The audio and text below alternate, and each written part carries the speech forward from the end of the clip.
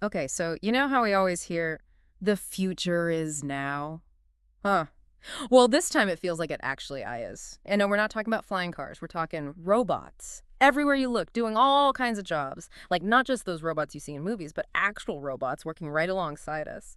We're going to dive into some pretty wild predictions today, straight from Jensen Huang, the CEO of Nvidia. You know, the folks behind those crazy, powerful computer chips that just keep getting smarter and smaller. He's saying we could be on the verge of a full-blown robot revolution, like as big as when cars first hit the scene. It's wild how he connects this robot boom to just how fast computers are getting. He says it's not even about Moore's Law anymore. Remember that one? Where computers double in power every couple of years or so. Right, it's like how our phones can do stuff today that would have taken a whole supercomputer a few decades back. Exactly. But Huang's saying, hold on, we're way past that now. It's like Moore's Law squared, he calls it. It's not just about the chips anymore. It's the AI software. It's entire systems learning at warp speed and making robots smarter. Faster. It's kind of crazy when you think about it. Like, we're listening to this podcast on a device more powerful than what sent people to the moon. And even that seems slow compared to where AI is going. The article even mentioned AI training times going from weeks to, get this, seconds. It's mind-blowing, really. This is what's fueling this whole new era of robots. I mean, up until now, robots have mostly been these big, strong, kind of clumsy things. Your factory worker types, not exactly graceful. Yeah, powerful, but not exactly winning any dexterity awards. So that's all changing. Big time. Nvidia's own researchers are saying we're only a few years away from robots with dexterity like ours. I mean, think about it. Robots handling fragile things, doing complex surgeries, tasks we thought only humans could do. So it's not just factory workers who need to be paying attention to this, huh? This could be anything from surgeons to, heck, maybe even podcast hosts one day. So what are we really talking about here in terms of real-world changes? What jobs are on the line with this new generation of robots? Well, that's the billion-dollar question, right?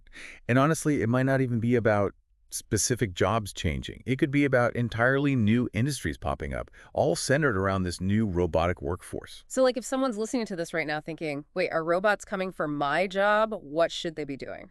That's where things get really interesting. Think about it. If robots can handle the dangerous stuff, the repetitive stuff, the super precise stuff, well, that frees us humans up for the things WE excel at: creativity, problem solving, emotional intelligence. Okay, so maybe us podcast hosts are safe for now, but it makes you wonder about the economic side of things with a shift this big.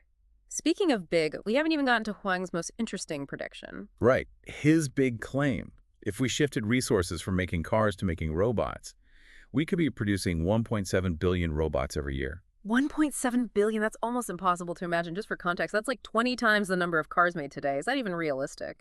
Well, Huang's point is that making cars and making robots, they actually share a lot of similarities. You've got your complex assembly lines, advanced materials, sophisticated software. So in theory, it wouldn't be that crazy to repurpose those factories. 1.7 billion robots is still a lot to wrap my head around, even if it is possible. But okay, let's say we do figure it out. What about energy? Robots use a ton of power, right? Isn't that going to hold this whole robot revolution back? That's a great point. Definitely concerned, but there might be a tech solution: ASIC chips. Okay, without getting too technical here, what exactly are ASIC chips and how do they fit into all of this? So imagine this. Instead of a robot needing a general-purpose processor, like in your laptop, it has a chip that's custom-built for one specific task.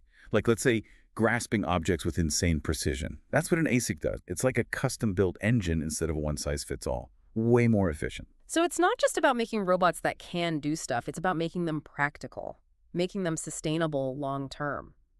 That makes a lot of sense, but it all comes back to the same question for me. What does this robot explosion mean for the average person? The ones who aren't the ones building them? You're right. That's the core issue here. If Wong's right, and we really are on the edge of this robot revolution, it's going to touch every part of our lives. Our jobs, the skills we need to learn, how our economies function, even just how our society works.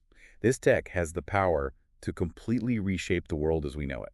It's kind of like we're standing on the edge of, I don't know, a whole new world, right? Watching this robot revolution take off like a rocket ship. Exciting, but also a little nerve-wracking. So where does that leave us? Well, that's why we got to be more than just the spectators, right? We have to help shape this future with robots. Hopefully really helpful robots working alongside us. So what can we actually do? Like for people listening who are thinking about their careers, their kids' futures, what are the things we can start doing now to get ready for this robot-filled world? Education, that's a big one. We're already seeing a huge need for STEM skills, Yeah. science, technology, engineering, math. And that's only going to grow as this technology gets more advanced. But it's not just about the hard skills either. So you're saying robots might take some jobs, but they also need a whole new kind of worker. Exactly. We got to focus on what makes us human, right? Creativity, critical thinking, being able to adapt. Robots haven't quite figured that part out yet. Those are the skills that'll help us thrive with robots, not just try to compete with them. It's really interesting to think about. It's not just about robots changing what work we do. It's changing what it even means to be human in this world that's more and more powered by AI. It's huge, and honestly, it's something we need to be talking about as a society. Huh. What kind of future DO we want with robots in it? How do we make sure this benefits everyone, not just a select few? And these aren't just tech questions. They're questions about our values as humans. Wow, that's a lot to think about. But one thing's for sure, this isn't sci-fi anymore. This robot revolution is happening now. It's only picking up speed, and it's up to us to figure out how we want to be a part of it. And that brings us to the big takeaway for everyone listening. If Huang's right, and we really are at this tipping point, this robot takeover, what's your role going to be?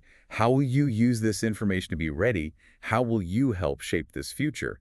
Those are questions only you can answer. Wow, talk about something to think about. Big thanks to our expert for breaking all of this down. Anytime. Glad to be here. And to you, our listeners, we want to hear from you. What do you think about this whole robot future? Head over to our website, find us on social media. Let's keep this conversation going. Until next time, keep exploring, keep asking questions, and keep diving deep.